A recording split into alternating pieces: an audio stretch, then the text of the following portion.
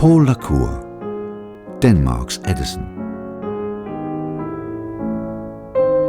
Let's turn back the clock to the time before the aeroplane. Otto Lilienthal has lost his life during one of his many pioneer flights. During that same year, Ford built his first automobile. A few years earlier, deaf-mute teacher Graham Bell invented the telephone. Edison invented the phonograph and later the incandescent light bulb. This is a time when technical inventions abound, as do spiritual and social movements and cultural breakthroughs. The year is 1897. At ASCO, Professor Poul erects this building, designed by P.V. Jensen Klint, who later designed Grundtvigs Church in Copenhagen. The wind turbine is delivered by Christian Sørensen of the Skanderborg Wind Motor Factory.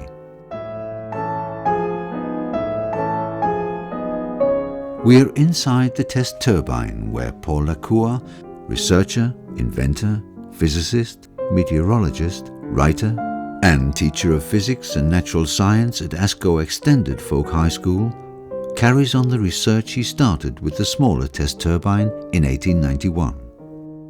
Today we know that more than 100 years ago, through experiments and analyses, Poul managed to become the world's actual pioneer behind today's power-producing wind turbines.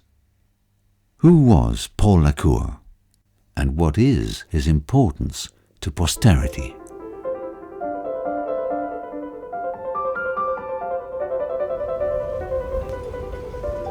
Der går en lige linje fra nutidens vindmøller, de mange tusind møller, der står over hele verden, og tilbage til Poul arbejde i slutningen af 1800-tallet og begyndelsen af 1900-tallet. Poul lavede et internationalt set enestående forskningsarbejde, og han blev en inspirator for mange generationer af møllebyggere over hele verden. Cour blev kaldt altruist. Han troede på det gode og det sejr. Senere var der nogen, der dømte ham som romantiker med en negativ betoning, men faktisk så var han romantiker i ordets positive og filosofiske forstand. Han troede på enheden i naturen, ligesom H.C. Ørsted gjorde det. Tingene hang sammen.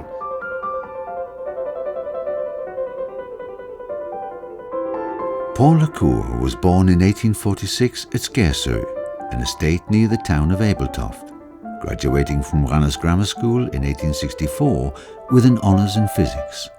At 15, during my annual exam, I presented the Ptolemaic model, dumbfounding my teacher from the beginning to the end. The examiners were stunned and didn't hesitate to award the top mark, and I was exhilarated. At Copenhagen University, at the laboratory of the famous physicist Hans Christian Ørsted, Poul studies physics, majoring in meteorology. In 1869, he becomes Denmark's first qualified meteorologist. He makes field trips to Holland, England and Italy, and goes on long sea voyages to get close to weather phenomena. His curiosity and his inventiveness one day in his childhood landscape lead him to a method of calculating the height of layers of clouds. The invention is awarded a silver medal by the Scientific Society in 1871. Shortly after, he's asked to work on Tycho Brahe's Meteorological Journal of the 16th century.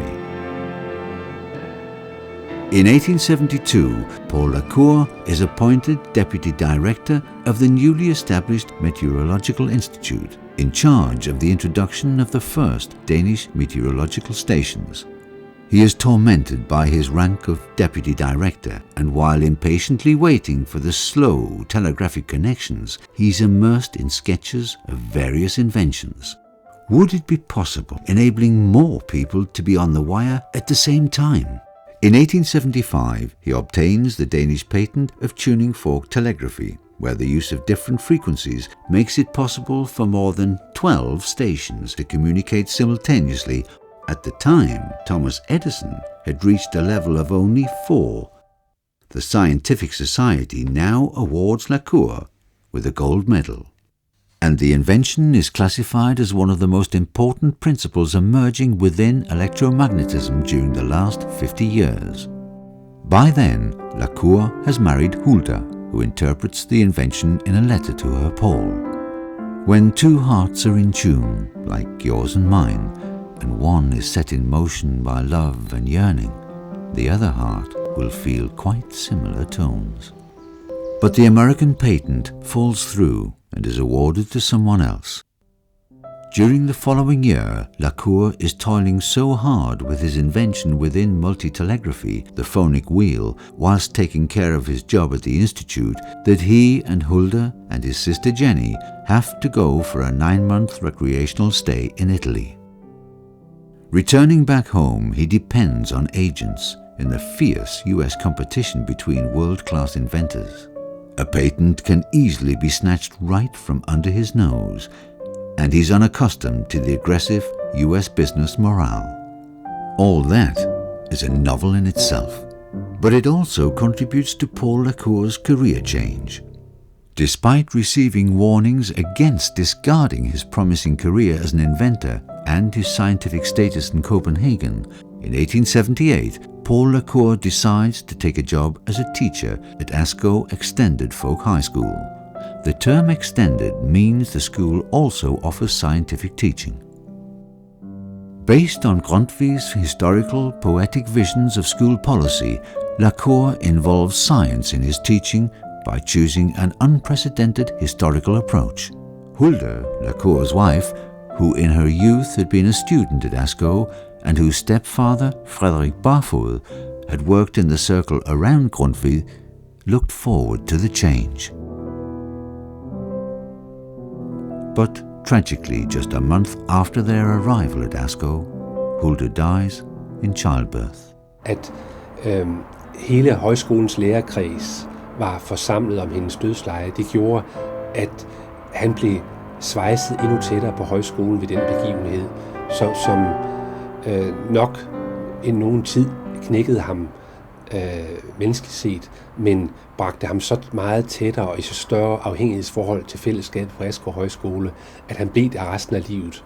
Også selvom han få år senere fik tilbudt stillingen som direktør for det meteorologiske institut, så sagde han nej tak. La Cour is now alone with 3 small children. His sister Jenny moves to Askov to help him keep house. As a teacher, Poul La Cour is interested in teaching historically, letting his students experience the discoveries of physical and mathematical laws and principles. A student recollects La Cour's description of the falling apple, evoking the dawn of Newton's understanding of the law of nature. In the audience, there was the most attentive excitement. La Cour's voice was trembling, his eyes were shining. And then Newton wrenched open the door to the world of new insights, and our eyes looked in there, wondering. La Cour combined deep scientific insight with a strong religious faith. Many were puzzled why such a clear-sighted scientist didn't really accept Darwin's theory of evolution, insisting instead on the authenticity of Genesis.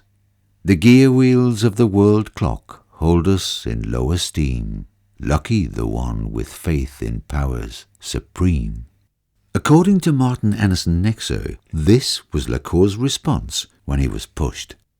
A young rebellious student, Jeppe Aukjær, who was one of the initiators of a debate club with the provocative aim to debate the shortcomings of the teaching, experienced La Cour becoming sentimental when involving the death of Hulda in his teaching. Why did that man choose such tearful themes? He wrote in his memoirs. At the same time La Cour was teaching and doing other activities, he wrote several textbooks. His most famous work, the 2-volume book Historical Physics, was written from 1896 to 1901. Here, he and his assistant and colleague, later Minister of Education Jacob Appel, account for the arrangement of the universe, the laws of physics, and mechanical inventions.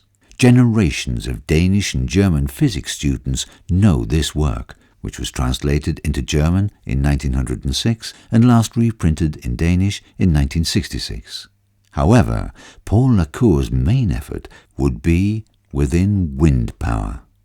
Here he combines his meteorological, physical and mathematical insights, and here makes use of his skills as a clear-sighted theorist, imaginative inventor and intuitive experimenter, not taking anything for granted. Huge amounts of energy pass over Ascot, over the entire country actually, almost completely free of charge, while the country is importing lots of other energy forms and paying a high price. Why shouldn't wind become an obedient and inexpensive servant? Lacour expresses the idea in his notebook in January 1891 and sends a letter to his brother. Jan Carl Lacour, president of the Royal Farm Household Society, stirs the interest of the Minister of the Interior, thus speeding the case all the way to the finance bill with a 4,000 kroner grant, and in May of that year, a small test turbine is ready. Lacour defines the first challenge of the project, restructuring unstable wind to an even power. A long series of experiments lead to the invention of the cratostat. This Greek word means power equalizer. A heavy weight and a lighter weight are hanging in pulleys running on an endless rope, resting on a large wheel at the top and a small wheel at the bottom. Increasing pull from the turbine will increase the speed of the large wheel to lift the heavy weight on the rope. Decreasing pull will do the opposite. The result is an even rotation to be transferred to a fan at the end of a cylinder. He has now created a wind tunnel. Utilizing his previous invention of the phonic wheel, he can measure the speed of the fan to vary only 1 per 1,000. He has now created an important precondition for doing exact measurements of his turbine models in the tunnel. The cratostat makes Paul Lacour known all round Denmark as the people's inventor, and the newspaper Dannebro writes an enthusiastic article under the headline, Denmark's Edison. Lacour considered various methods of storing wind energy. He'd have the turbine pull a dynamo and have the power split water into hydrogen and oxygen through electrolysis. And in Italy, he finds an electrolytic device which he takes to Ascot. At 4 p.m. on October 13th, 1894, Lacour turns on the hydrogen light for the first time in his dining room at Ascot House, the neighbour of the test turbine. The world's very first wind-generated hydrogen light in a private home.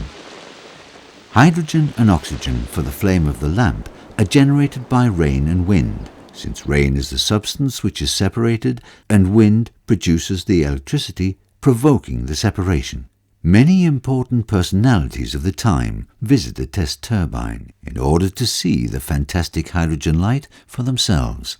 In the hydrogen lamp, hydrogen and oxygen become hydrogen gas, which is ignited and directed toward a zirconium incandescent body, emitting a clear white light. The newspaper Politiken's editor, Henrik Cowling, once again comparing Lacour to Edison. The year after, the experiments are expanded with a major light system for the folk high school. Hydrogen and oxygen are led from gas containers in the test turbine via lead pipes to the school, 300 meters away. Lacour and Jacob Appel keep a thorough journal of the extensive experiments during the spring of 1895. To avoid explosions, an extensive lightkeeper directive is prepared. The lightkeeper has the sole right and duty to turn the lamps on and off and must politely but firmly turn away interference from others. Later, Lacour develops the automatic key referred to by people as the Lacour key. Lacour combines it with a modified cratostat and an accumulator system. The Lacour key disconnects the charging of the accumulator system when the turbine runs too slowly, and connects it when the charge voltage is high enough again. The building of the large test turbine in 1897 paves the way for Lacour's most important contribution to modern wind power, the groundbreaking measurements in 2 wind tunnels. We will try to give an impression of Lacour's tests of wind pressure in different blade profiles with different bevels. It's typical of la cour that he secures his results by thoroughly cross-combining data. As la cour tests various wind reception units and changes the number of blades, something strange happens.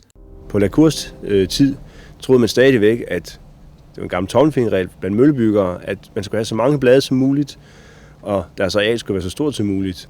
Det la cour gjorde gennem sine forsøg, det var at vise, at faktisk jo færre blade man havde, jo bedre blev det. La cour's astonishing but convincing conclusions are accounted for in the journal The Engineer and in a lecture at the Association of Engineers in Copenhagen in 1897.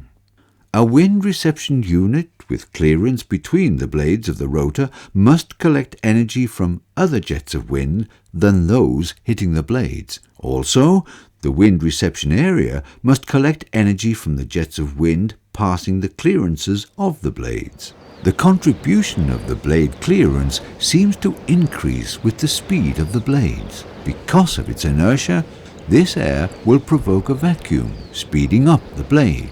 Logically, the effect will be strongest on the front edge of the blade. La cour's conclusions were clearly verified in the year 2000 by the Réseau Research Center and the Danish Technical University in their virtual wind tunnel. Gennem sine eksperimenter, der kunne la cour påvise, at der var et sug på bagsiden af vingerne. Han kunne også påvise, at den optimale vindmølle opererer ved en tiphastighed, altså en hastighed af spidsen af vingen, som var større end vindens, endda mange gange større end vindens. Og de ting er ikke nogen overraskelse for os. Nu har vi vores virtuelle vindtunnel. De samme ting kan vi se her. Vi ser suget på bagsiden af vingerne. Vi ser, at der er et optimalt tiphastighedsforhold, som ligger på omkring 7. Det der sagen er nemlig, at det gælder ikke om at have så stort et vingeareal som muligt, men så stort et overstregareal. Altså det areal, vingerne ser, når de drejer rundt omkring en hel cirkel. Det er det, der tæller. Og dermed foregreb han den moderne vindmølle gennem sine eksperimenter. Turbine builder Sørensen's large six-blade cone wind reception area turns out to be unstable and must be replaced by a traditional four-blade wind reception area. In the year 1900, la cour presents in Test Turbines 1 and 2 his total wind turbine research and its results.